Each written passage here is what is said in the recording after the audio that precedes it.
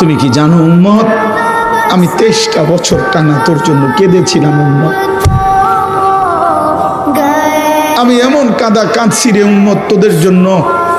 এশার নামাজের পরে দাঁড়াইছি, ফজরের আজান পর্যন্ত আমি আমার মালিকের কাছে তোদের জন্য, উম্মতের জন্য চোখের পানি ফেলে কাঁদছিলাম। আমার এত চোখের পানি তোর দিল গলাইতে পারলো না। আমি তায়েফের পাথরের আঘাতে আমার পিঠটা চালনির মতো ছিদ্র ছিদ্র হয়ে গেছে রক্তে। আমি বুকে পেটে 2টা পাথর বাঁধছি ক্ষুধার কষ্টে।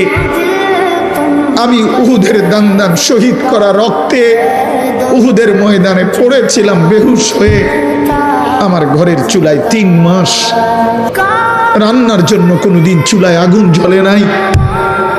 আমার এত চোখের পানি, এত রক্ত, এত ক্ষুধার কষ্ট, কিছুই তোর মন